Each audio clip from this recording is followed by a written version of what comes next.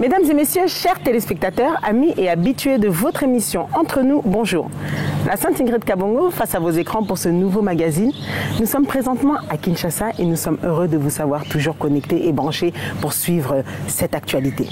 Alors aujourd'hui, dans cette émission, cette série avait commencé depuis, mais on s'était dit que on ne peut pas tous les avoir eus sans l'avoir lui. Sans l'avoir lui, c'est tout autre qu'un homme de Dieu, conférencier, écrivain, auteur-compositeur, businessman et surtout patriote. Il est le pasteur principal de l'Église La Compassion et visionnaire du CREFM ou encore MJT Ministries. Je tiens à taire le nom, mais je crois que vous avez déjà compris. Il est aussi metteur en scène de certaines pièces théâtrales. Il est prédicateur et leader politique chrétien. Il tient autour de ces 4 points, à savoir l'amour, sainteté, puissance et équilibre. J'aime faire ces signes. Alors c'est un missionnaire incontournable. Il sillonne le monde pour apporter l'évangile à tous ceux qui, bien évidemment, ne peuvent pas l'avoir ou encore peuvent tout simplement accepter Jésus-Christ. Influenceur de renom, il a tout sauf la langue dans sa poche. Je précise, il dit tout haut ce que souvent beaucoup pensent tout bas. J'ai l'honneur et le plaisir de le recevoir aujourd'hui dans Entre nous. Pasteur Marcelo Jérémy Tounassi, bonjour. Bonjour. Comment allez-vous? Je vais bien, je tiens. C'est un réel plaisir. On m'a tellement demandé, le pasteur Marcelo. On l'a tellement demandé qu'au final, je voulais leur offrir ce cadeau-là, en plein mois de la femme d'ailleurs. Vous m'aviez dit, écoutez, c'est pas un souci, je viendrai clôturer pour les femmes, moi aussi je peux parler de la femme. C'est ce que vous m'aviez dit. Oui. Voilà, donc alors aujourd'hui, ce sera on aura une petite brèche spéciale pour ces femmes. Pasteur, pour le plaisir de tous ceux qui nous regardent entre nous, est-ce qu'on pourrait commencer par une prière? Avec plaisir. Seigneur, Dieu de gloire, je te remercie et je te rends grâce pour cette émission. Je prie que tu sois l'alpha et l'oméga, que tu nous donnes ta sagesse, ton intelligence et que tous ceux qui suivront cette émission soient impactés, bénis, révolutionnés. Comble-nous de ton onction et ta présence au nom de Jésus-Christ. Amen. Amen. Pasteur, est-ce qu'on peut se dire que la Covid est finie? Vous êtes leader d'opinion, il y en a encore, on voit, ils ne portent même plus de masque. Enfin bon, qu'est-ce qu'on peut se dire? Je ne suis pas médecin, c'est comme si ce n'est pas fini, mais quand même, il n'y a plus trop comme avant. Et les gens sont de plus en plus relax. J'attends qu'ils nous disent clairement que c'est fini. Moi aussi, j'attends. Bon, c'est vrai que c'était une période difficile. Bon, il y en a d'autres à qui ça a permis de se retrancher, de se retourner vers Dieu, puisque la peur, je crois, avait pris bien plus d'un.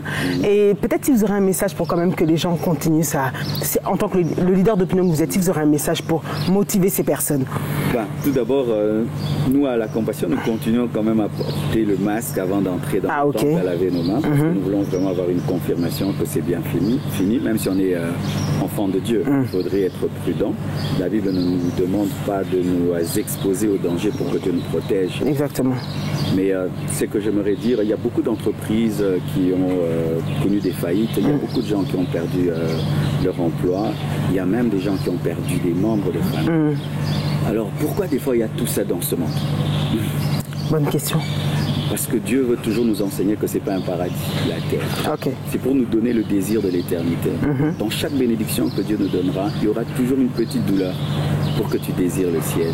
C'est pourquoi sur cette terre, il y a des problèmes, des difficultés. C'est pour qu'on désire la perfection, le paradis, l'éternité. Alors j'aimerais dire à toutes ces personnes qui ont vu leur vie chamboulée par la Covid, sachez que le ciel n'est pas le paradis, mais pour pouvoir vivre sur la terre, il faut avoir Dieu. Sans Dieu sur cette terre, tu es comme une Ferrari mais qui cherche à gravir une montagne. Il faut être un 4x4. Pas mal la comparaison, j'ai aimé. Seulement si tu es un homme 4x4 que tu peux tenir, parce que la vie n'est pas toujours plate. D'accord. Il faut les rigueuses, épineuses. Mais quand tu es un homme 4x4 avec Dieu, tu tiens. Et vous savez de quoi vous parlez. Au commencement était. Est-ce que, pasteur, on peut revenir sur des souvenirs d'enfance, à savoir de la manière dont vous avez grandi. Comment il était Marcelo quand il était jeune, à l'école? Je le remets dans 10-12 ans. Un élève comment? Je bénis Dieu. J'ai eu vraiment un père que Dieu avait béni. J'ai eu une enfance d'un enfant béni. Mon père était professeur à l'école et puis il est devenu préfet. Et puis il a commencé à travailler avec l'homme le plus riche de Goma, ce temps-là. Et c'est qui m'a donné vraiment une enfance très heureuse. Je ne manquais de rien. Si je dois parler un jour, je me souviens, mon père avait loué un avion, rien que pour moi. et mon frère pour aller en vacances voir ma grand-mère. J'ai jamais oublié ça, nous étions à deux. D'accord. Dans l'avion avec mon frère. La grand-mère vivait où? Ma grand-mère vivait à Bukavu, D'accord. je vivais à Goma. Donc il travaillait avec quelqu'un qui avait des avions. Oui. Et on nous a donné un avion, rien que nous deux. J'étais un enfant, mais vraiment je m'étais senti très important. Il s'est battu pour moi, me donner les meilleures études que possible. Oui. J'ai étudié dans des bonnes écoles. Mais on a connu les hauts et les bas. Parce que lorsqu'il a perdu son travail, on est venu à Kinshasa. C'est pourquoi on est venu à Kinshasa. Oui. Et puis il y a eu le pillage et tout. Donc je suis quelqu'un qui a connu les deux. J'ai connu la richesse. J'ai connu la pauvreté. Et je bénis Dieu pour cette expérience parce que ça m'a aidé à pouvoir vivre dans le haut et dans le bas et comprendre le riche et le pauvre. Ça, c'est pas mal. Un frère comment? Un frère qui était plutôt cool ou bien... Moi j'aimais beaucoup la musique. J'aimais beaucoup Michael Jackson. J'étais un smurfer. Ah, carrément. On vous imagine pas un smurfer. C'était breakdance. Bon. Et j'avais eu la coiffure de Bobby Brown. Ah, carrément. Ah oui, oui. Alors justement, moi quand j'entends ça, je me dis toujours, mais c'est vrai qu'on voit aujourd'hui, et c'est très important de revenir en arrière pour se dire ça, mais le comportement à la maison, Marcelo c'était celui qui faisait quoi? Est-ce qu'il aidait dans les tâches, Est-ce qu'il aidait dans les tâches ménagères? Est-ce qu'il aidait dans...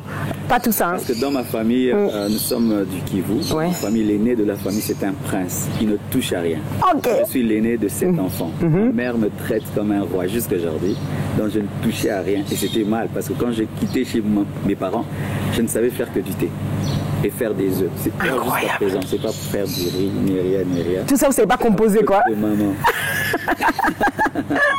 Mais j'aimais beaucoup la musique, j'aimais beaucoup la sape, je mettais du bruit, je mettais tout le temps du bruit avec la musique. La musique. Un grand frère, Manobe, t'avais allé quitter? Non. Non, parce que on se battait. Ah, d'accord. Mon frère a 11 mois de moins que moi. Ah, ok. Né en 75. Oui. Moi en janvier, lui en décembre. D'accord. On se battait souvent. On se battait souvent jusqu'à un certain âge, mais moi je me suis converti très tôt. Donc je n'ai pas eu le temps vraiment d'être très longtemps païen. J'ai donné ma vie à Jésus à l'âge de 15 ans. En 1980. Et j'ai tout arrêté quoi. À 15 ans, c'était fini. On va y arriver, mais le rêve de gamin quand vous étiez peut-être alors maintenant préadolescence, il rêvait de faire quel métier? Moi je voulais être une star comme Michael Jackson. Ah d'accord, dans la chanson. Non, pas comme dans la chanson, mais être une star. Être une star quand j'étais païen, parce que vraiment Michael Jackson, je l'aimais beaucoup quand j'étais enfant. Et mon père était un grand cinéphile. Il nous amenait beaucoup de cassettes et tout ça. Donc j'étais vraiment plongé dans le cinéma et je voulais être ça. Mais sans se mentir, on peut se dire aujourd'hui, vous êtes une star. Donc dans tous les cas, vous avez quand même accompli votre... Je suis une lune. Tu sais pourquoi? Pourquoi la lune? Parce que la lune reçoit sa lumière du soleil. Et Jésus le soleil, je suis la lune. Je n'ai pas de lumière personnelle. Ok, mais bon. Je reflète la lumière de Jésus. Si vous préférez le dire comme ça, on va l'accepter comme ça. Alléluia. 1990, Jésus apparaît. Oui. Racontez-moi ça. À l'âge de 10 ans, les sorcières me sont apparues pour me bouffer. Je dormais et puis j'ai vu des femmes traverser le mur en train de chanter en swahili. Je vais manger Marcelo, Marcelo est à moi. J'étais paralysé par la puissance sorcellérique et j'ai vu mon esprit sortir de mon corps pour entrer dans une casserole qui bouillonnait dans l'espace. C'est pas possible. En fait, et tout ça, c'est dans un rêve parce que souvent les gens ne comprennent pas. Physiquement comme ça, ok. Physiquement, j'étais réveillé, mais je ne pouvais pas bouger mon petit doigt même pour toucher mon frère. D'accord. Parce que je dormais avec lui. Et elle chantait en langue sorcellérique, avec un tam-tam sorcellérique. Il y avait une casserole qui bouillonnait dans l'espace sans le feu. D'accord. Et c'est comme ça qu'on dit qu'on a mangé quelqu'un. Moi, j'ai vécu ça à l'âge de 10 ans. Et mon esprit quittait mon corps pour entrer dans la casserole. Et alors j'ai fait 2 prières. J'ai fait la première, ça n'a pas marché. La deuxième, j'ai prié le Notre Père quand j'ai dit que ton règne vienne. Pas avec ma bouche physique. À l'intérieur. À l'intérieur, ces sorcières ont disparu. Quand elles ont disparu, je suis allé en parler à mes parents. Et puis, depuis, les puissances des ténèbres ont commencé à me rechercher. Alors j'étais devenu un jeune garçon vraiment qui haïssait Dieu parce qu'on avait pratiqué le fétichisme sur moi pour me protéger. Les sorcières. D'accord. On m'avait scarifié là. Par qui? Par des sorcières? Non. Par des personnes qui étaient chez nous. Ok. Je ne dis plus les noms. Oui, non, pas de souci. Qui habitaient chez nous, mais qui m'ont protégé avec des fétiches des sorcières. Ok. Mais quand ils m'ont protégé, je ne savais pas parce que j'avais 10 ans, ils m'avaient mis des esprits pour me protéger des esprits. Alors de 10 ans à 15 ans, j'haïssais Dieu. Mais je ne savais pas pourquoi. Donc j'avais une haine pour les choses de Dieu. Si tu m'invites dans une église, j'ai envie de te taper. On dit on vous a insulté. Prêcher, j'ai envie de te gifler. Quand tu plains Dieu, au point où, avant de me convertir, je mettais des baffles contre une église qui n'en avait pas et je mettais MC Hammer. Ah oui, il allait fort. Ouais. Et le pasteur sortait, Marcelo éteint. J'ai dit que ton Dieu t'achète des baffles, pasteur, que ton Dieu t'achète des baffles. Donc, pourquoi alors Jésus m'est apparu? Jésus m'est apparu parce que j'avais 15 ans, mais je n'avais pas l'intérieur d'un enfant de 15 ans. Je crois que j'avais 30 ans, 35 ans, parce que je ne supportais pas les gens de mon âge. Mes amis avaient 25 ans. Tellement le mal était en moi. Parce que aussi, quand même, j'étais aussi tombé dans la pornographie. Pas la pornographie des photos. Non, la lecture. J'étais tombé sur la bibliothèque d'une personne adulte. Ah, les bouquins, enfin les magazines et tout ça. Mais non, c'était des romans vraiment terribles. Incroyable. J'ai lu toute la collection de 70 livres. Alors, tout ça faisait que j'avais la tête pas d'un enfant. Et les gens me prêchaient. Mais je n'arrivais pas à me convertir parce que je me trouvais trop mauvais pour croire en Dieu et j'ai toujours été sincère. Je me disais, moi, si je prie, je vais abandonner Dieu. Je ne peux pas mener cette vie, je suis trop mauvais. Et de deux, en ce temps-là, les personnes métissées ne priaient pas. Je disais, un métissé ne peut pas prier parce qu'il paraît que nous, on doit toujours être des pécheurs. Alors un jour, je suis allé en vacances chez mon oncle. Et mon oncle avait invité des pasteurs dans sa maison. Et la présence de Dieu remplissait tellement la maison. Et j'étais très mal à l'aise. Parce que moi, j'étais allé m'amuser. Lui, il a changé mes vacances en prière. Et le jour que je suis allé dans ma salle de bain, je me préparais à sortir pour voir ma copine. Une lumière m'est apparue. Dans ma salle de bain, une voix m'a parlé. Et m'a dit, Marcelo, convertis-toi. Audiblement. Et j'ai répondu à la voix, on se convertit comment? La voix m'a répondu, souviens-toi des paroles de mon serviteur Jean. Jean, c'était le seul pasteur qui me supportait. Et je disais toujours au pasteur Jean, moi si je me convertis, après moi je vais abandonner Dieu, je suis trop mauvais. Et Jean m'a répondu, si tu fais un pas, Dieu fera les 9 pas pour toi. Et j'ai pleuré, je suis sorti né de nouveau. Et tu sais ce qui m'est arrivé?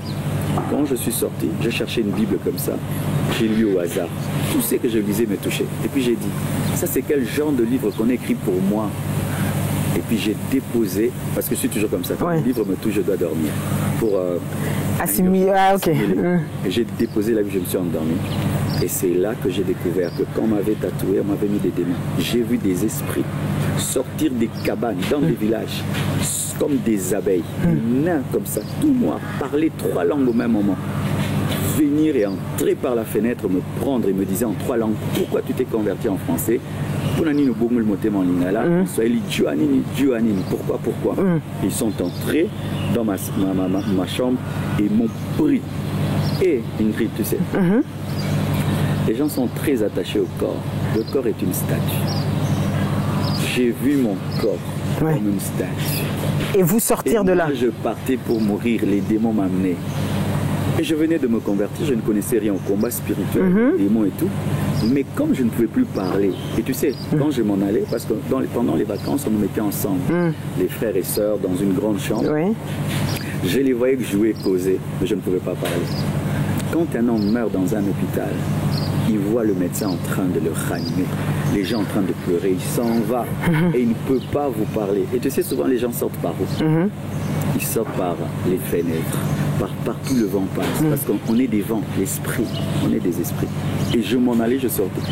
Et puis je me suis souvenu d'une histoire qu'on m'a racontée il y a longtemps, que si les démons t'attaquent, dis Jésus. J'ai dit Jésus dans mon cœur.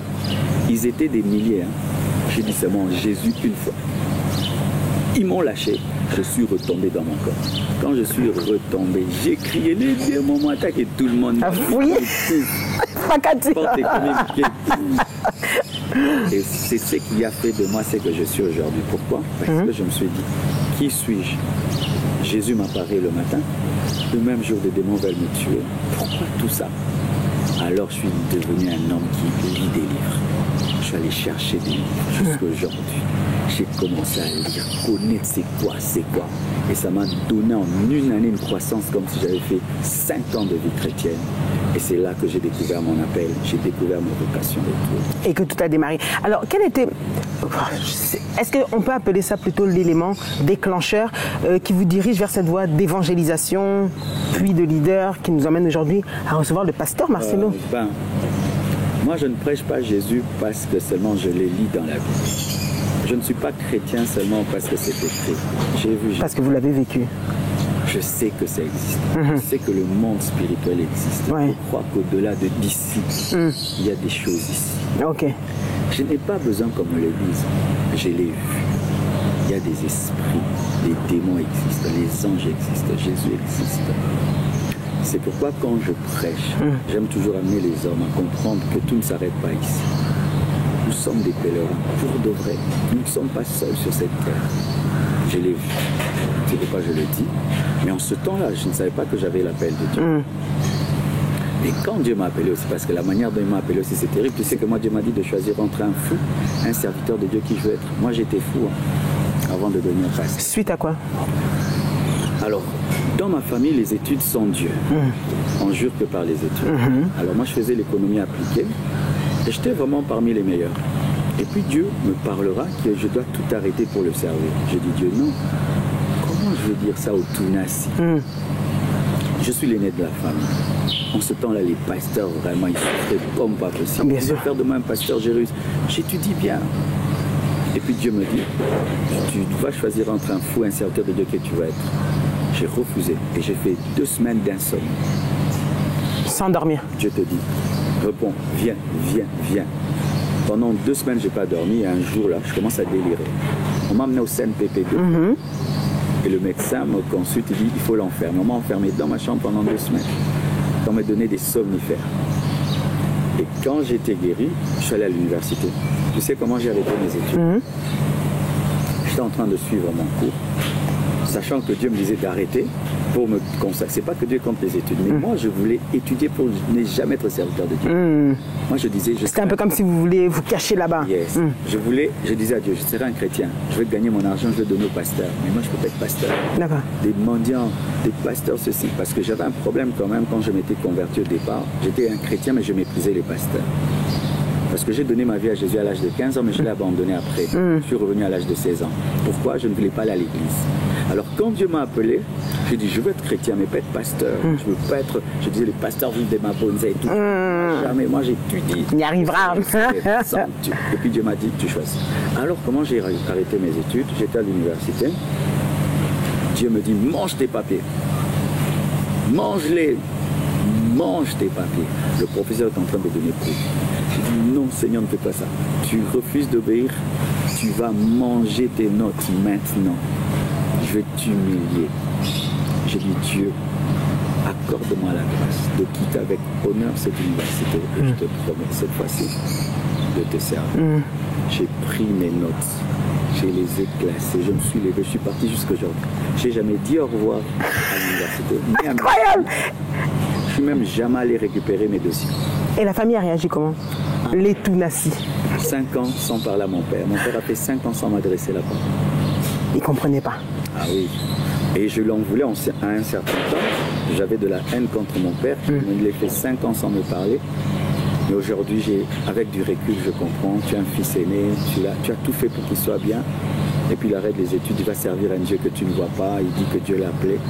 Aujourd'hui, j'ai compris, mais il y a eu vraiment une persécution comme pas possible. Ça a vraiment fait très mal à mon père. Ok. Mes chers téléspectateurs, rien que pour votre plaisir, regardez avec nous quand le pasteur Marcelo Tounassi se met en exercice, prêche ou encore donne la parole, ça donne ça. À tout de suite. Alléluia. Si nous pouvons préparer des appels, des vidéos et des messages que nous recevrons au téléphone, tu dois préparer ton esprit à affronter la tentation et à écouter Dieu et à répondre à Dieu en chargeant ton esprit dans la prière, car la prière te branche à Dieu pour recevoir l'électricité spirituelle. De retour sur ce plateau, mes chers téléspectateurs, dans mon parcours avec le pasteur Marcelo. J'espère que vous êtes à l'aise. Oui, très Tout va bien? Tout va bien. D'ailleurs, je ne vous avais pas demandé la présentation du départ. Vous aviez apprécié? Oui, ça va. Ah, j'avais tout dit. Oui. C'est bon. Alors, je me demande, en 1998 ou 98, la compassion voit le jour. D'où est né? Puisque du coup, on revient dans ce que vous nous avez dit. Vous quittez l'école, vous arrêtez tout. Ok, vous vous lancez. D'où vient la compassion? D'où est née la compassion?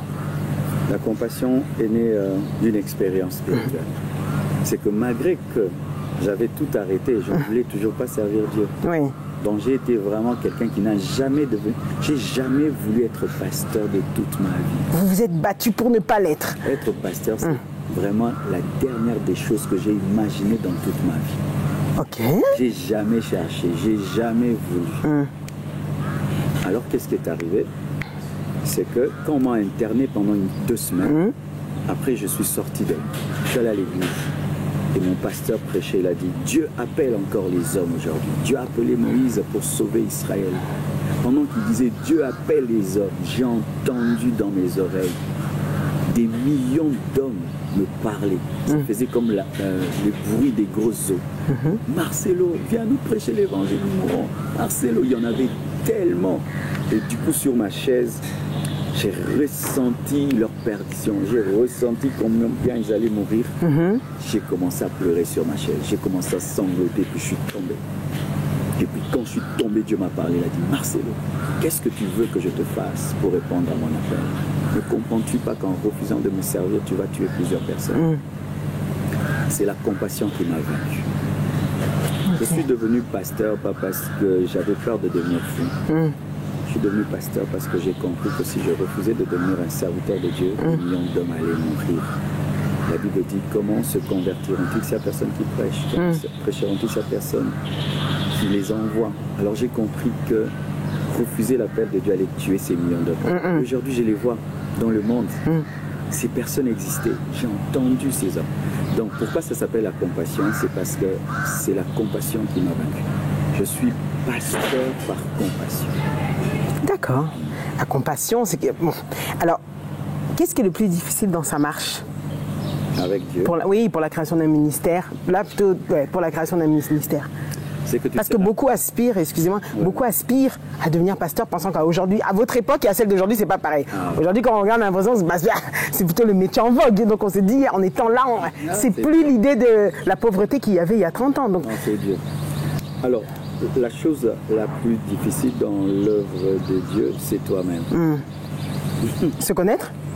C'est-à-dire que tu acceptes que Dieu te taille, te forme et fasse de toi un instrument pour sa gloire. Le problème de Dieu, c'était Moïse, ce n'est pas Israël. Le problème de Ninive, c'était Jonas, ce n'était pas Ninive.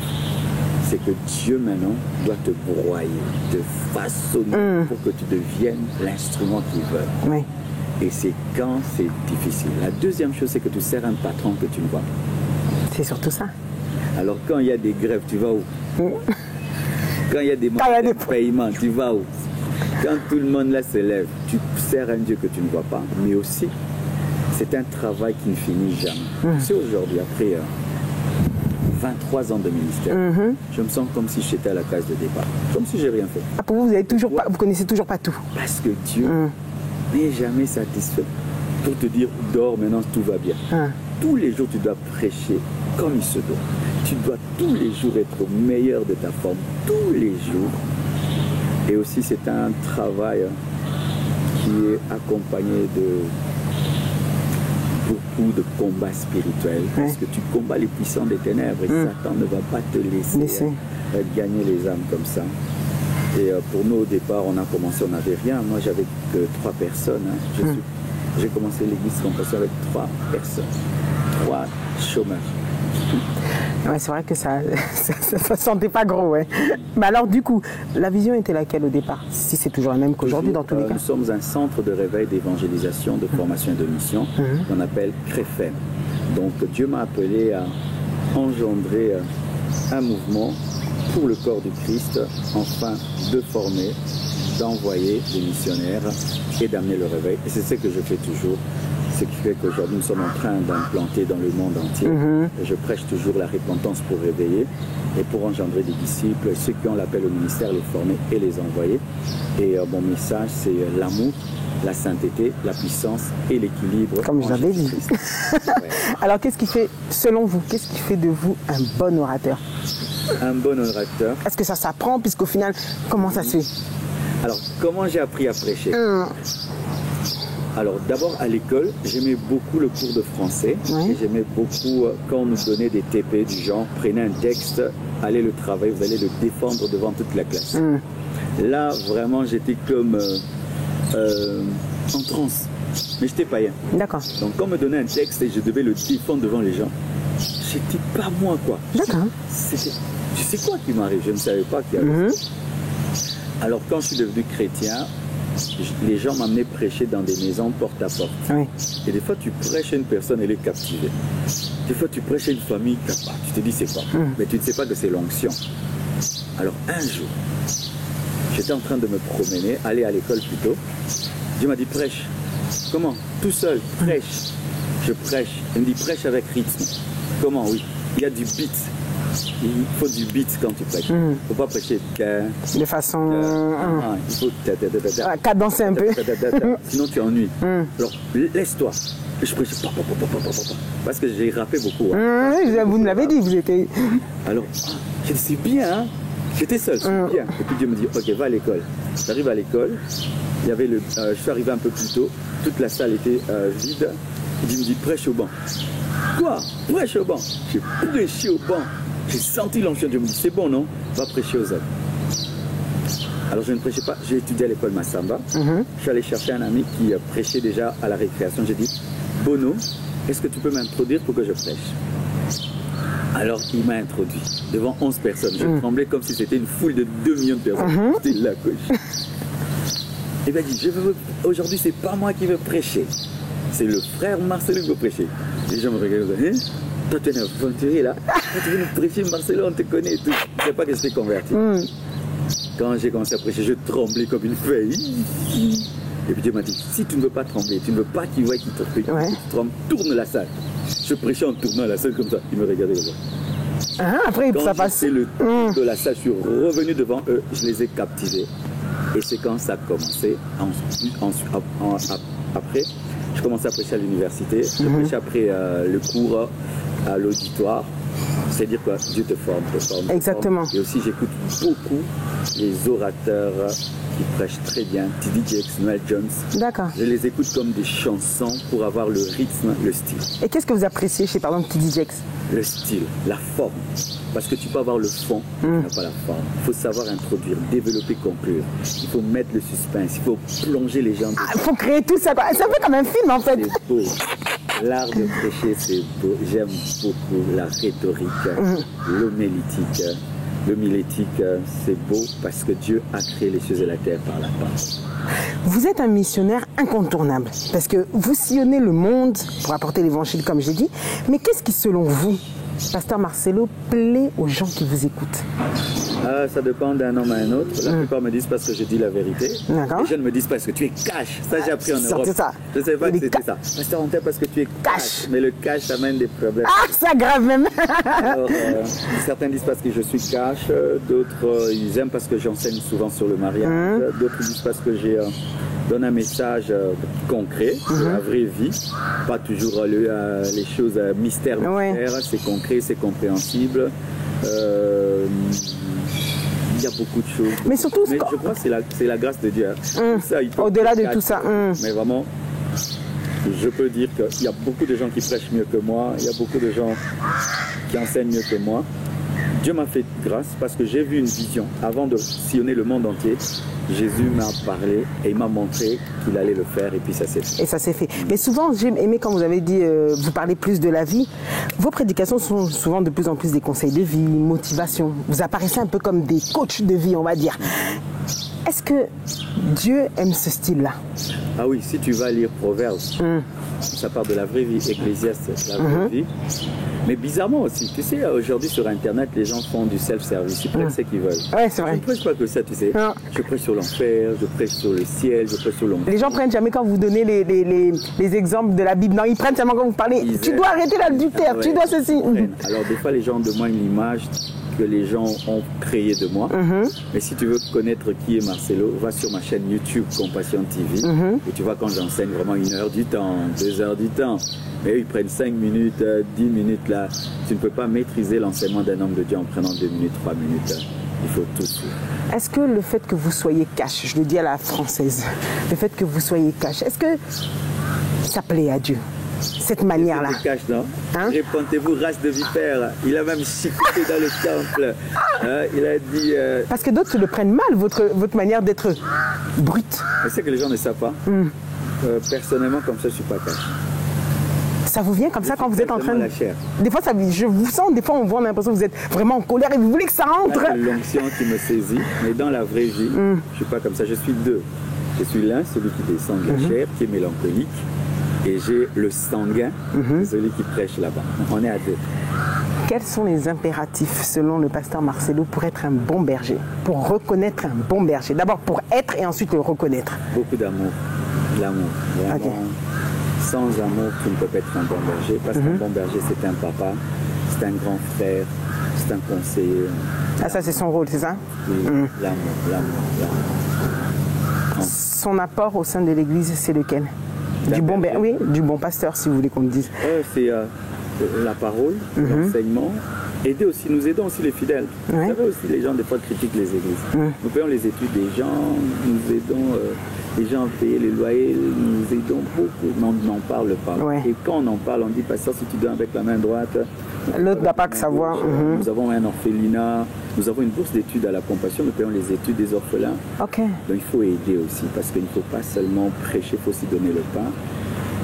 Et il faut être un modèle, un exemple, être une source d'inspiration, une source d'encouragement, de motivation, par ta vie et par tes paroles. Pensez-vous détenir toutes ces qualités que vous nous exposez?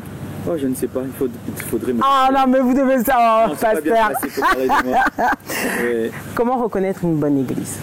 Une bonne église, c'est une église qui est fondée sur Jésus. Elle est christocentrique. D'accord. Elle est dirigée par le Saint-Esprit. Elle prêche la Bible dans sa totalité. Elle prépare les gens à aller au ciel.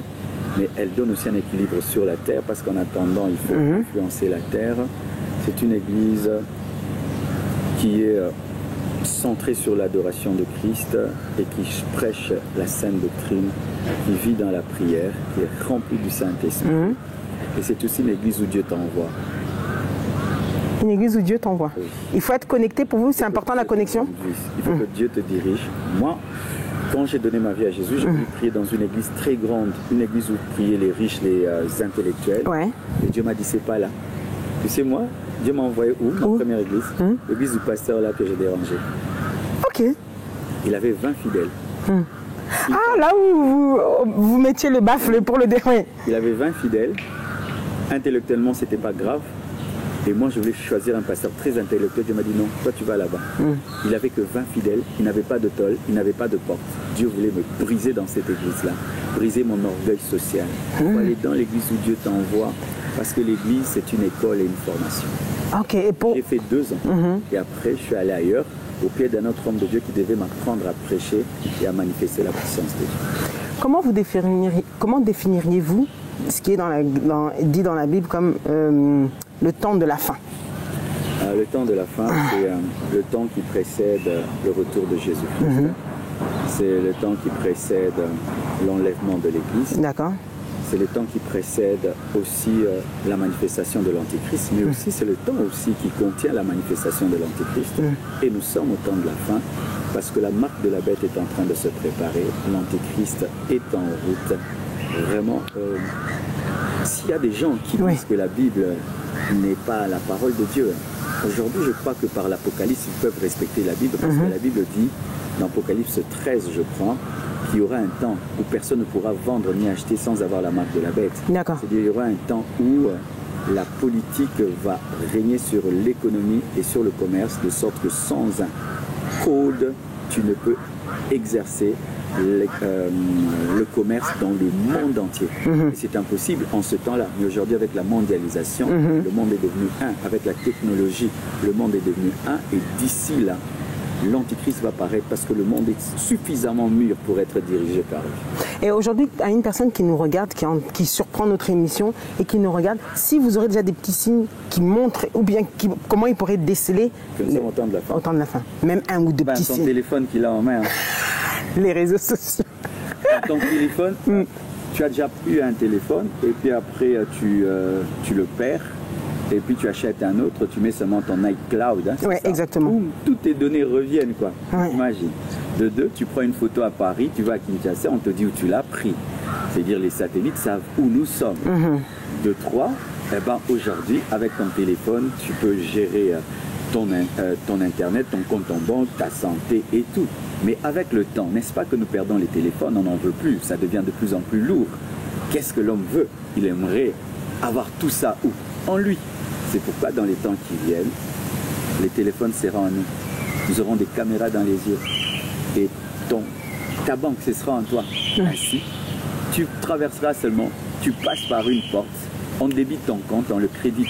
Et lorsque l'Antichrist viendra avec une telle technologie, il pourra vraiment contrôler le monde. On nous parle de métaverse. Métaverse, c'est très très bien. Mais l'Antichrist en aura encore besoin.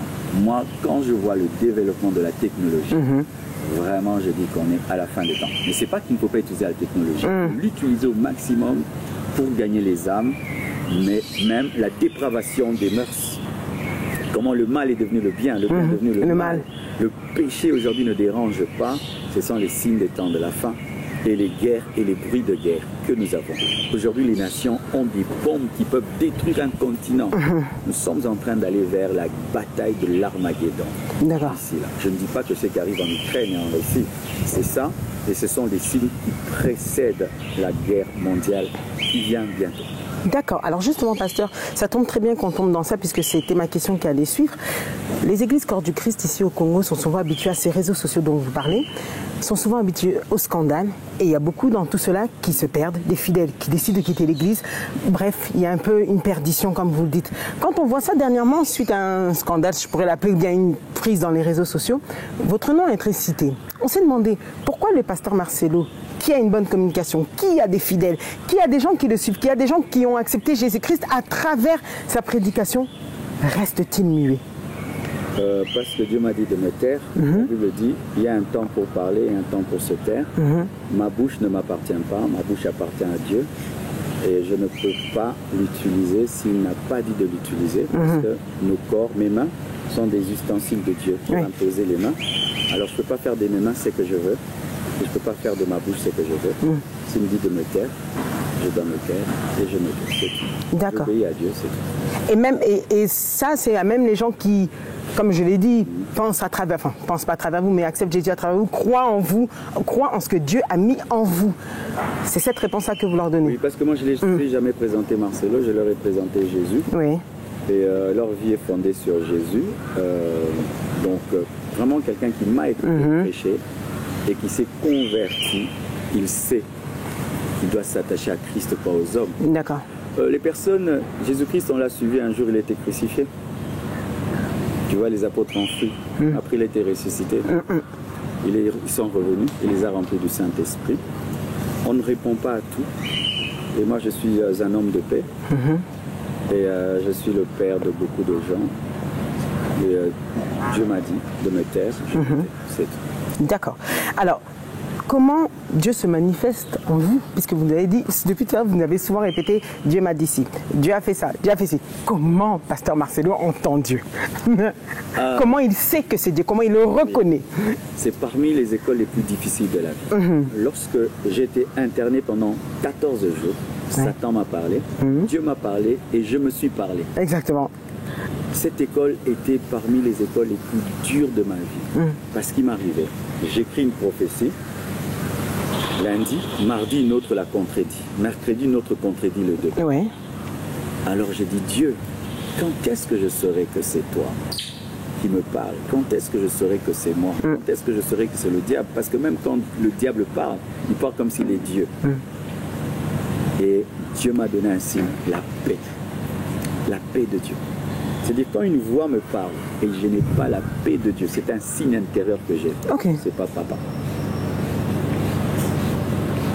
Et quand je fais quelque chose sans avoir cette paix, je le regrette toujours. D'accord. Ainsi, moi, Dieu me parle par une forte conviction. Comme quand je te dis que je dois me taire, je sais que Dieu veut. Pourquoi? Je sens cette paix de Dieu qui me dit tais-toi. Ne dis rien. Alors, de deux aussi, Dieu me parle par des visions, par des songes. Il me parle par la Bible. Il me parle aussi par un homme de Dieu qui prêche, même par un chrétien, même par un païen. Il me parle parce que Dieu nous parle de plusieurs manières. Dieu me parle par les temps et par les circonstances aussi. Dieu me parle aussi par les épreuves. Dieu a 1000 manières de parler, mais moi, principalement, il me parle par des fortes convictions qui émanent d'une paix profonde. Quand le vent souffle en votre défaveur, au-delà de réagir comme ça, vous vous dites quoi? Vous-même, personnellement. Je prie. Prière. Prier sans cesse. Quand le vent souffle, il faut prier. Quand le vent souffle, tu dois t'attacher à Dieu. Quand le vent souffle, il ne faut pas haïr, il ne faut pas insulter, il ne faut pas te plaindre auprès de Dieu. Il faut dire que toute chose concourt au bien de ceux qui aiment Dieu. Il faut savoir que les apôtres ont connu ça, Jésus a connu ça. Et n'est pas tomber dans la chair, tu vois des hommes. Il faut regarder Dieu. Qu'est-ce que tu veux m'enseigner? Dieu, qu'est-ce que tu veux m'apprendre? C'est tout. Super. Le 6 mai 2022, la voie du véritable pardon. J'ai bien aimé l'intitulé du livre. Je me demande, l'idée générale, ça va parler de quoi? Au-delà du pardon. Mais du pardon. Oui, mais explicitez-nous un peu. En fait, c'est plutôt ça. Je suis tellement curieuse que je me suis dit, voilà. Comment j'écris ce livre? Alors, j'ai prêché cette prédication pendant le confinement. Et tu vois, pendant le confinement, j'avais remarqué que quand tu parles seul devant une caméra, tu es très profond. Ouais. Plus que quand tu parles à beaucoup de gens. Tu sais pourquoi? Parce que quand j'ai une caméra devant moi, il n'y a personne. Je n'ai pas besoin de dire Amen, gloire à Dieu. Donc, je suis dans mon texte. Mais quand il y a des gens, tu peux voir ceci dehors. Le regard, voilà. Amen. Et tout. Exactement. Alors, j'avais donné un enseignement un jour sur le pardon. C'était tellement profond. Même moi, j'ai dit, waouh.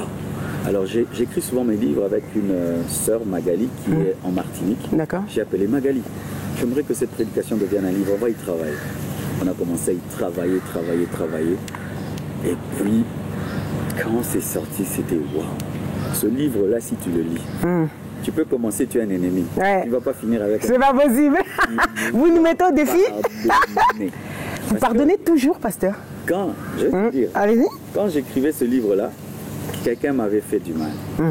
Alors pendant qu'on écrivait, ça, le livre m'a taillé moi-même. En fait, c'était vous-même, ok. On m'a dit, Marcelo, tu ne peux pas finir ce livre sans arranger. Et j'ai vraiment arrangé avec la personne et tout. Et c'est un vaccin. C'est un vaccin. Dans ce livre, par exemple, je parle de comment Joseph a pu pardonner à ses frères. Tes propres frères. Exactement. Te jettent dans un trou. Ils vont dire à ton père que tu es mort. Ouais. Toi qui étais l'enfant choyé, tu te retrouves comme domestique. Mystique. Chez qui?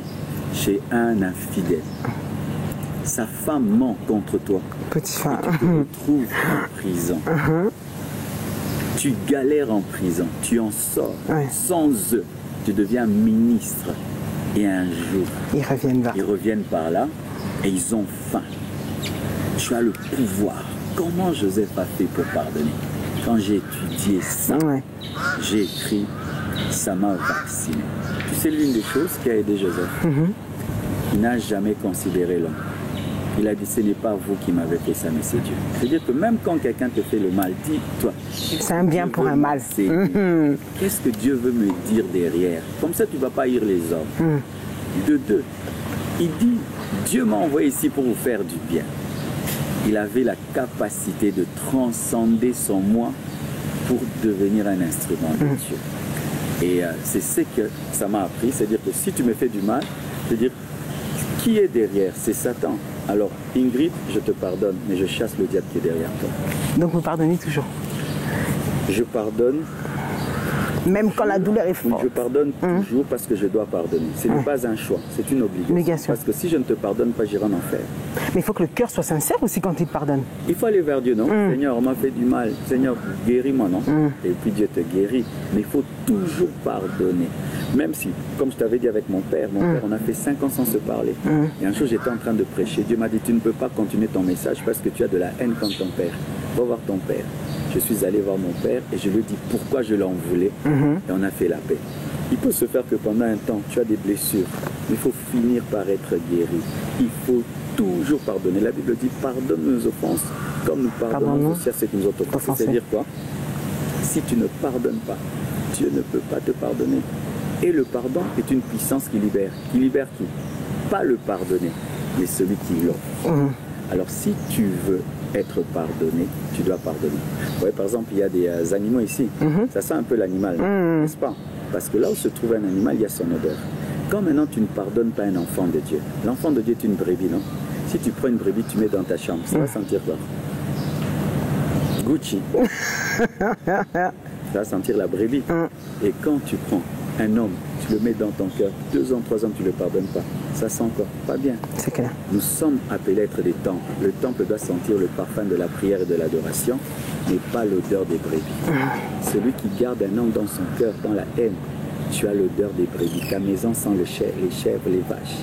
Alors il faut vite pardonner pour sentir le parfum de la prière. Je suis obligé, on est tous obligés. Il faut toujours. Parce qu'imagine que tu as la haine, tu meurs. Tu vas en enfer. Oui. J'ai un membre de ma famille qui a eu le corona. Je le dis parce qu'elle m'a permis de témoigner. Ok. Elle m'a appelé, elle dit, pasteur, dis-le. Elle est entrée dans le coma pendant très longtemps. Et puis elle est morte. Elle a vu une lumière, elle allait vers Jésus. Jésus lui a dit, tu ne vas pas entrer, tu n'es pas prête.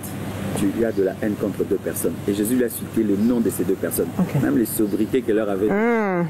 Elle est revenue, elle a cherché ces personnes. Si elle était morte sans pardonner, elle serait partie en enfer. Je ne te pardonne pas parce que je le veux. Je dois être sauvé. Imagine toutes ces années, j'ai servi Jésus. Et puis je meurs, je vais en enfer. Pardon. Tout ça pour avoir... Il faut toujours pardonner. D'un point de vue objectif, bon, malgré que vous êtes dedans, quels sont les freins des églises du réveil en Afrique? Les freins, selon vous, des églises du réveil en Afrique et surtout en RDC, là où vous êtes titulaire? Il y en a beaucoup. Il y en a beaucoup. Mais... Que vous aimeriez qu'ils changent. En fait, des fois, il faut mettre aussi le doigt dans là où vous êtes. Je le fais, je le fais. Ben, il y a il faut d'abord la formation pour les hommes de Dieu. Quand tu veux conduire un avion, piloter un avion, ça prend beaucoup de temps. Quand tu veux être médecin, ça prend du temps. Mais quand quelqu'un aujourd'hui, tu te dis que tu as l'appel de Dieu, demain tu commences une église, ça ne peut pas. Il faut que tu sois au pied de quelqu'un qui va te former. Je suis sûr que tu n'es pas journaliste au hasard. Si on fait des recherches, Ingrid est passée par des choses pour être ce qu'elle est. Pareil aussi. Mais quand tu décides aujourd'hui de prendre une moto, tu sors. Tu vois les problèmes qu'on a avec les motards, non? Parce qu'ils n'ont pas pris le code de la route. Il faut la formation. De 2, il faudrait qu'il y ait de la discipline. D'accord. De la discipline. De 3, il faudrait que nous puissions mûrir. Vous savez, quand on ne mûrit pas, on donne les armes au diable. Un petit enfant donne les armes aux ennemis. Nous devons grandir. Tant que nous serons des enfants dans les choses de Dieu, nous allons donner des armes aux païens, des armes au diable, aux démons. Nous allons faire le travail de Satan. Nous devons mûrir, grandir. Mais sache que même l'église de Jésus avait des problèmes. Il y avait Judas dans l'église de Jésus, même l'église de Paul. Il n'y a jamais eu d'église parfaite, même au temps de Paul, au temps de Pierre, même en Europe, aux États-Unis, même les églises, parce qu'on parle trop de l'église de réveil, mais si on étudie toutes les autres communautés, nous savons, non, aussi des choses qui se passent, nous sommes au courant de tout, mais on peut parler d'église de réveil. Vous les dites des fois un peu. L'église de réveil. C'est parce que l'église de réveil fait beaucoup de bruit, c'est pourquoi on nous indexe. Et pourquoi elle fait beaucoup de bruit? Parce que nous sommes des gagneurs d'âmes, nous devons gagner les âmes, nous sommes trop dans les vents. Mais qu'est-ce que Pasteur Marcelo fait pour que ça change dans tout ce que vous avez dit, que les freins? Qu'est-ce que lui fait pour que ça change? Je ne suis pas Dieu. Non, je ne suis pas Dieu. Même Paul n'a pas tout changé. Non, c'est sûr. Mais vous êtes pasteur d'une grande communauté. J'enseigne, non? J'enseigne mercredi sur YouTube, sur TikTok, sur Instagram, sur tout. Je fais tout ce que je peux pour le faire. Je sème la graine. Mais il y a des graines, tu sèmes, elle est bonne. Mais la terre est mauvaise, ça tombe sur le roc. Même Jésus a dit, il y a des graines qui tombent dans les épines, des graines qui tombent dans la bonne terre. Nous faisons de notre mieux. Nous ne disons pas que tout est fait, mais nous devons faire de notre mieux. Mais c'est prophétique. La Bible dit qu'à la fin des temps, il y aura l'apostasie dans l'église. Lorsqu'on parle de la dernière église sur la terre, l'église de Laodicée, c'est une église apostate. Mais la Bible dit que toi ne sois pas parmi eux. Les ténèbres avant la fin des temps vont couvrir la terre, couvrir le monde et couvrir l'église. Mais il faudrait être des chrétiens lumière, être différents. Ça va s'empirer. La Bible dit, à la fin des temps, il y aura des temps difficiles. La Bible dit que à cause de la croissance de l'iniquité, la charité du plus grand nombre se refroidira. Ce sont des prophéties bibliques qui vont s'accomplir. Lorsque Jésus décrit la fin des temps, il décrit un temps d'abandon. Il dit, quand le Fils de l'homme viendra, trouvera-t-il la foi? Donc, l'apostasie est une prophétie. Il ne faut pas être apostat. D'accord, il ne faut pas être... Est-ce que les gens peuvent se dire qu'un jour on verra une unité, une union entre tous ces pasteurs, tous ces hommes de Dieu qui s'aiment, enfin, qui parleront dans un même langage au ciel? Il y a eu l'unité parfaite n'existe pas. Dans tous les cas. Personne n'a ça. Aucune entreprise, aucune communauté, aucune. Mais nous devons toujours tendre vers l'unité. Autant que nous pouvons. La Bible dit autant que cela dépend de toi, sois en paix avec toi. Exactement, parce que ce qu'on n'a pas trouvé dans le monde, qu'on puisse au moins le voir dans l'Église. Et Dieu va le faire, nous le désirons vivement, nous y tendons et Dieu va le faire. Super. Alors, on se dit, avec toutes ces années de ministère, comme vous nous dites, 23 ans, comment on apprend à maîtriser le succès? Quand je dis le succès, je dis comment? Pasteur Marcelo, il y en a qui viennent dans votre église parce qu'ils aiment vos prédications. Il y en a qui vous acceptent Jésus, mais il y en a qui aiment la personne même. C'est-à-dire que tout ça, vous y êtes confrontés, et ça depuis 23 ans, comme vous le dites. Non, pas 23 ans, parce qu'à l'époque, c'était... Ouais, ça... L'explosion a eu, je crois, ça fait 10 ans. On est dans 10 bonnes années quand même, pasteur. Ouais, 10 ans, hein? Ouais, 10 bonnes années. On est dans 10 bonnes années, puisque ça brille à l'extérieur avant même que ça tombe, même au Congo. 10 ans, ouais. Pasteur, comment on fait? Parce qu'à un moment donné, comme vous dites, vous êtes fait d'eau et de sang. Ouais. Des fois, on peut avoir la grosse tête. Alors, voici... je ne sais pas si j'ai la grosse tête ou la petite, hein, mais voici ce que on vous écoute. Dieu m'aide à faire pour ne pas attraper la grosse tête. Okay. Hein. Je considère toujours ceux qui font mieux que moi. D'accord. Okay. Aujourd'hui, l'Église a plus de 10 000 membres. Aujourd'hui, on a aujourd'hui 27 extensions et tout le reste. Il y a des pasteurs qui ont 100 000 membres. Oui. Alors quand je vois mes 10 000 et lui c'est 100 000, je deviens humble. C'est clair. Aujourd'hui, Dieu t'utilise, mais tu vois un autre, il ressuscite les morts, ça te rend humble. Aujourd'hui, tu prêches bien, mais tu regardes quelqu'un d'autre qui prêche mieux que toi, ça te rend humble. Donc, j'aime toujours regarder ceux qui font mieux que moi pour ne pas attraper la grosse tête. De deux, je m'entoure des hommes de Dieu qui font aussi des grandes choses et qui n'ont pas attrapé des grosses têtes pour garder la petite tête. Parce que tu vois que Dieu l'utilise comme toi, il a tout ce que tu as, mais il est humble. Ça t'aide à rester humble. Aussi, je fais toujours l'effort de rendre toute la gloire à Dieu et je n'oublie jamais où Dieu m'a ramassé. Je choisis beaucoup mes photos du début. D'accord. J'aime toujours parler. On a vu ça derrière. Ça me brise. Moi, j'ai habité un garage. J'ai manqué où à ma vie, quoi porter. Des fois, j'avais la même chaussure dans tous les cultes. Des fois, je manquais où manger. Des fois, je prenais un taxi, on était à deux devant. Et tout. Je me souviens de tous ces temps où pour manger, je devais prier. Où manger était vraiment un privilège, un bon repas. Ou porter un beau costard, c'est quand quelqu'un te l'offre. Et souvent, c'était pas ta taille. Forcément, il faut s'habituer avec les tailleurs. Donc, j'aime me rappeler de mes petits moments.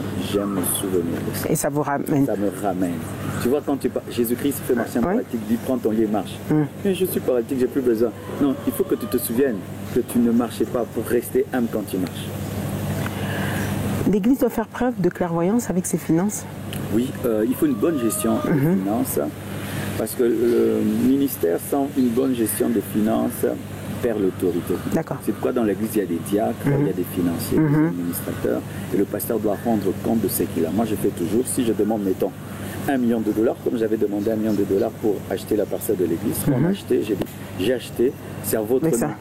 FM Compassion, la parcelle de l'église n'est pas en mon nom. Ça, c'est à vous. J'ai demandé l'argent pour construire. J'ai dit, avec l'argent là, on a fait le premier niveau, le deuxième, le troisième, le quatrième niveau. Il faut toujours rendre compte de ce qu'on a. Ce qui est à toi est à toi. Ce qui est à l'église est à l'église. Il faut que la comptabilité soit claire. Le rôle étatique du pasteur, c'est-à-dire qu'il a aussi un rôle dans la société. Oui. Selon vous, ce serait lequel? Nous sommes des influenceurs. Nous sommes des modèles. Nous sommes aussi des conseillers. Étant donné que nos fidèles sont aussi des chefs, sont aussi des autorités. Nous sommes la voix de Dieu dans leur oreille, afin de les aider à diriger selon Dieu. Nous sommes des pères spirituels. Alors justement, quand vous dites ça, je sais que l'IGF avait invité en ce mois de mars les femmes influentes auxquelles j'ai pu participer pour son rôle dans la lutte contre la prédation financière. Et pour le mois prochain, le mois d'avril, ce seront les hommes de Dieu. Quand vous entendez ça, c'est une bonne idée selon vous? J'ai prêché ça, ça m'a créé des problèmes. C'est pas possible. Avec les avocats. Parce que quelqu'un avait coupé une partie de mon message et il a dit que j'étais contre les avocats. Alors que mon message, le voici. J'ai dit aux veuves, vous devez arrêter de vous laisser déplier en ayant peur de la sorcellerie. Comment ton mari peut t'épouser et le régime matrimonial et communauté de biens, il meurt, la belle famille vient, t'arrache les maisons, les voitures et tu as peur de la sorcellerie. Mais Kindo dit. J'ai dit, lève-vous maman, vous êtes des chrétiens, la sorcellerie ne va pas te bouffer. Okay. Traduis en justice ta belle famille si elle te prend tout parce que c'est la richesse de tes enfants. Je les ai poussés à... Pasteur, il y a des gens qui ont peur des ethnies, il y a certaines ethnies, on dit ceci, cela pour taire les noms. Qu'est-ce qu'on fait? Nous sommes pauvres. L'une des choses qui amène l'Afrique à être pauvre, la voici. Je travaille pendant toute ma vie et je gagne 10 millions de dollars que je laisse à ma femme et à mes enfants.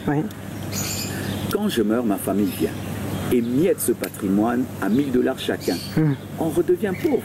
Ailleurs, les fortunes se bâtissent génération après génération parce qu'il n'y a pas ça à la prédation de la veuve. Mais en Afrique, on recommence toujours à zéro. Pourquoi? Les veuves sont faibles, les orphelins sont faibles et les hommes ne préparent pas leurs femmes à être des commandos. Moi, le jour que je partirai, personne ne va bouger. Ma femme est commando. Donc elle est préparée pour. Je bénis Dieu parce que dans ma famille, ce n'est pas le cas. Et je bénis Dieu. Moi, il y a une chose pour laquelle je respecte mon père. Il a perdu ses 2 frères, ses 3 frères. Il n'a jamais rien pris. Mais il a toujours bien organisé pour que les orphelins se retrouvent. Et si tout le monde pouvait être comme papa, ce serait bon. On en arrive au quiz du pasteur. Pasteur, c'est 5 petites questions rapides où on le fait à tous les pasteurs. La virginité est-elle obligatoire avant le mariage? Non. Quelle est la place de la femme dans la société, l'église et son foyer?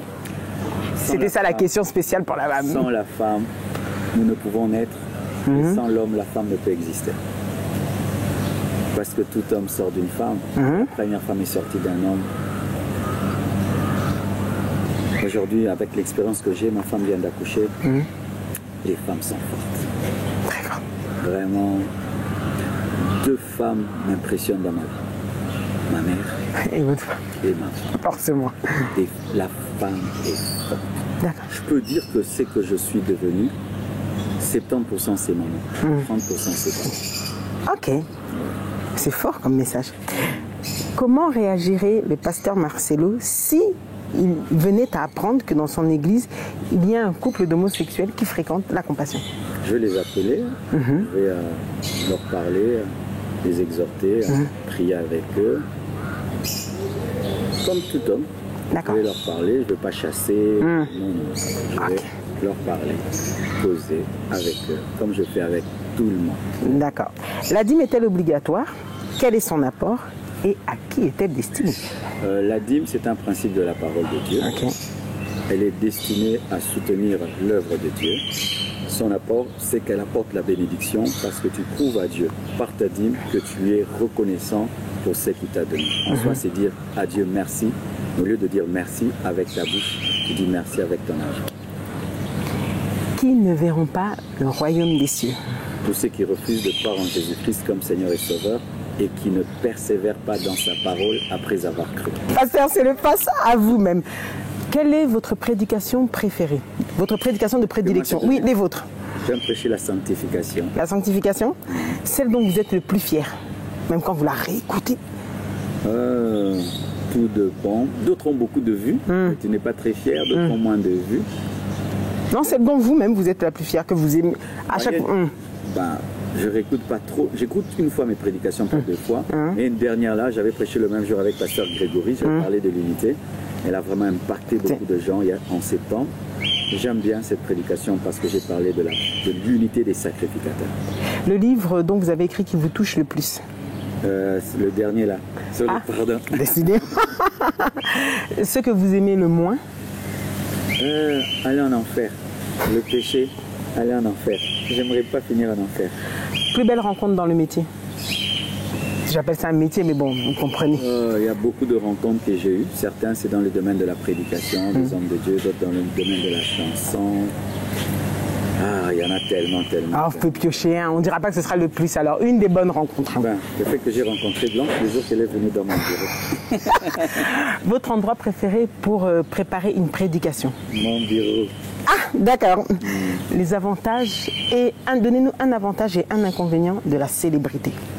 Quand on est pasteur, Marcelo Tounassi. L'avantage, c'est que les gens écoutent les hommes connus. Ça permet d'être écouté. Les avantages, quand quelqu'un veut faire le buzz, Il tire sur toi. Et que faites-vous quand les gens parlent en général en disant « Ah, les pasteurs, balicro ». Je dis en lingala puisque ça dit « balicro ». Fidèle. La réaction du pasteur Marcelo aujourd'hui après 23 ans. Quand j'étais un jeune pasteur, ça me touchait. Maintenant, ça ne fait rien du tout. Je m'en fous. Je sais qui je suis. Si aujourd'hui vous pouvez regarder les téléspectateurs qui nous regardent et donner un message à une personne qui s'identifie à vous, qui aimerait devenir pasteur, ce serait quoi selon vous? Donnez-lui un conseil pour tenir. On vous écoute.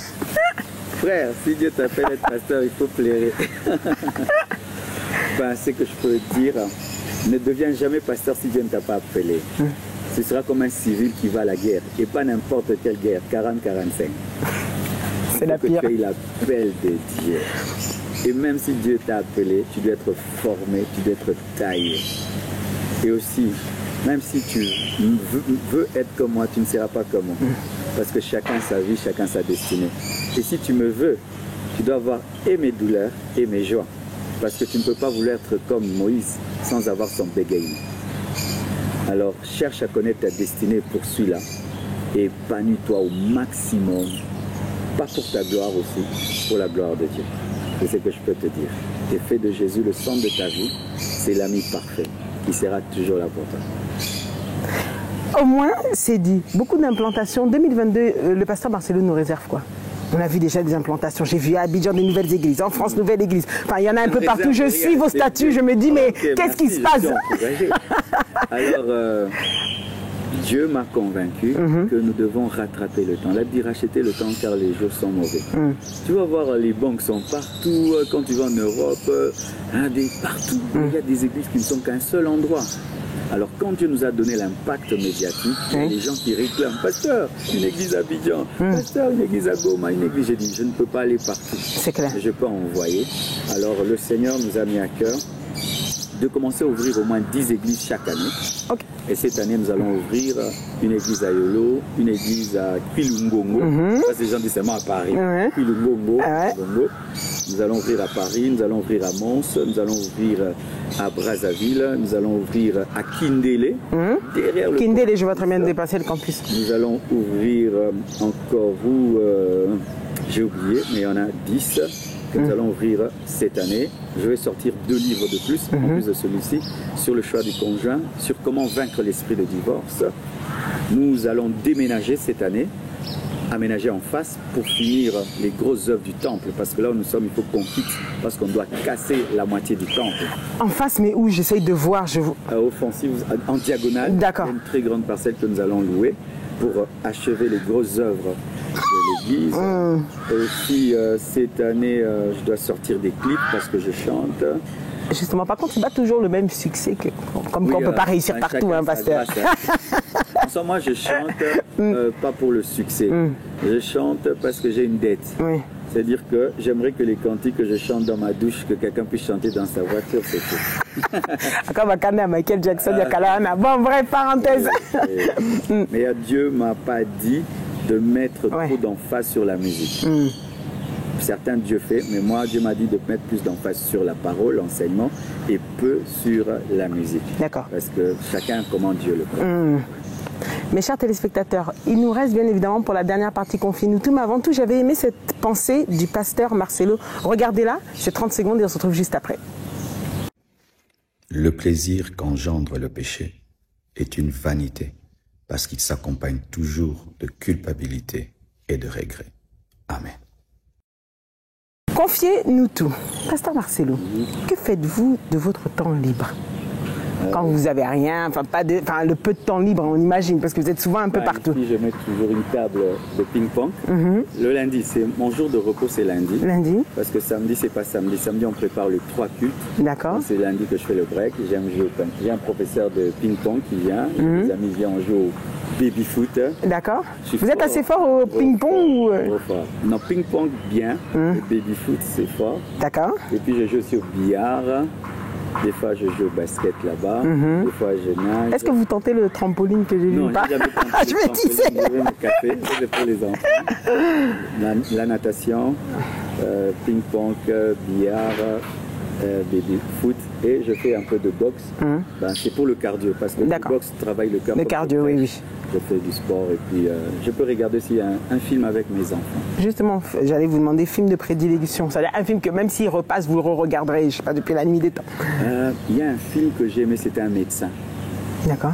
Un médecin, c'était un médecin noir. Ouais. Qui devait opérer quelqu'un, on ne croyait pas. Des films pareils qui partent d'une histoire vraie. C'était une histoire vraie. D'accord, ok. D'un médecin et qui avait sa mère qui l'encourageait, qui lui disait toujours tu seras grand.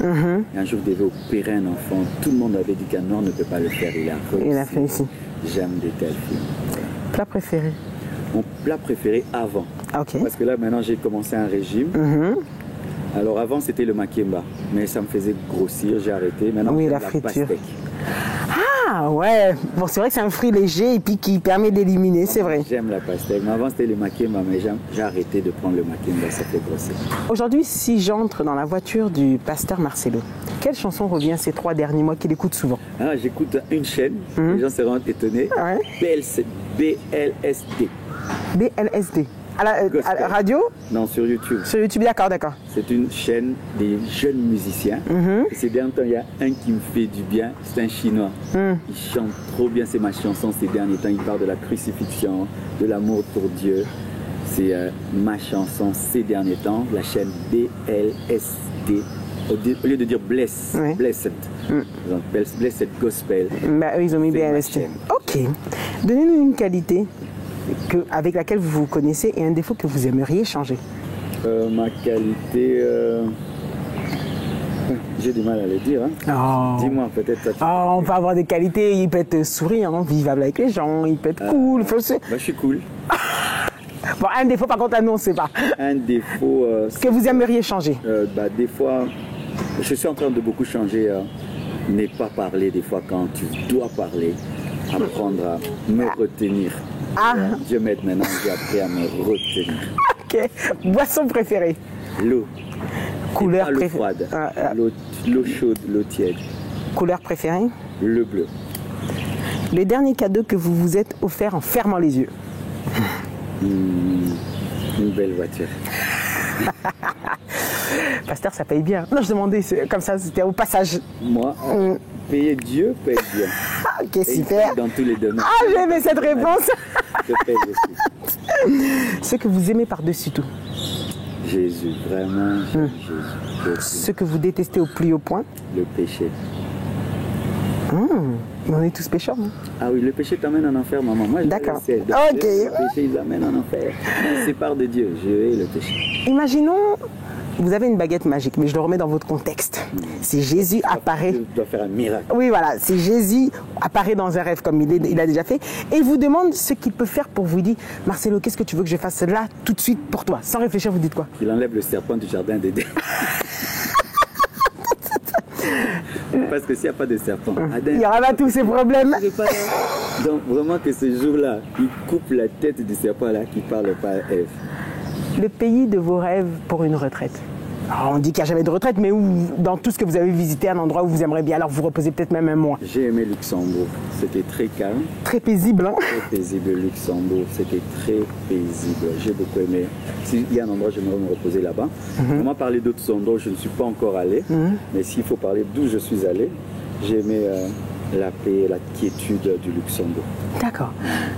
Le pasteur Marcelo, un papa comment? Poule ou sévère? Papa poule ou sévère? Non, je suis pas très sévère. Je suis un ami, mais ils savent que papa n'a pas besoin de crier pour ne pas faire. Mais je suis vraiment leur ami, leur pote, mais je les éduque dans l'amitié, mais avec fermeté. Ils savent qu'on ne peut pas faire ça et pas ça.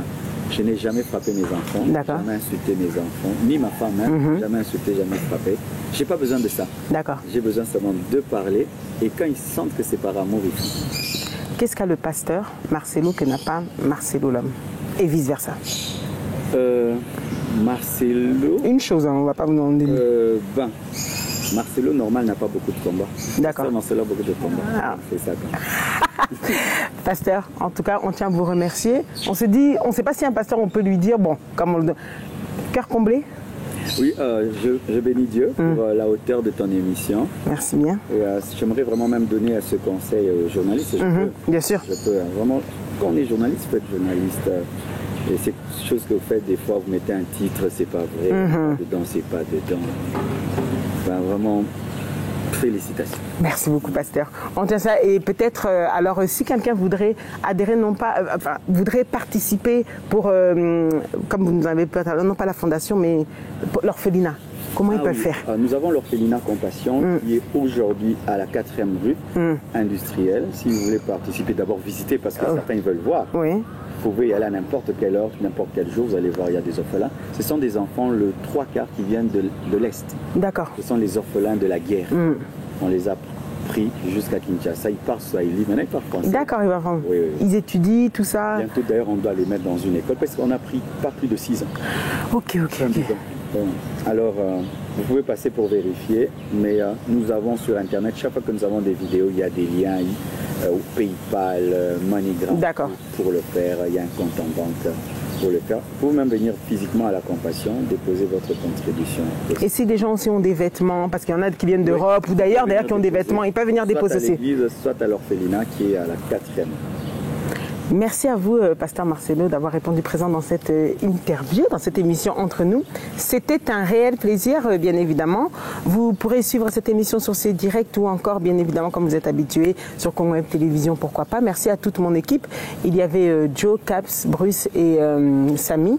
Merci à vous tous d'avoir participé et Karine aussi à Ouchai. Vous avez pour vous, si vous voulez vous envoler dans une beauté, comme on dit, pas divine, mais dans une beauté spéciale, il y a le salon L'Oiseau d'Or qui sera là pour vous. Merci à tous de nous avoir suivis. Et mes chers téléspectateurs, n'oubliez pas que tout ce qui s'est dit ici dans votre émission avec la Sainte Ingrid Kabongo et le pasteur Marcelo Tounassi restera entre nous. Entre nous, ciao, ciao.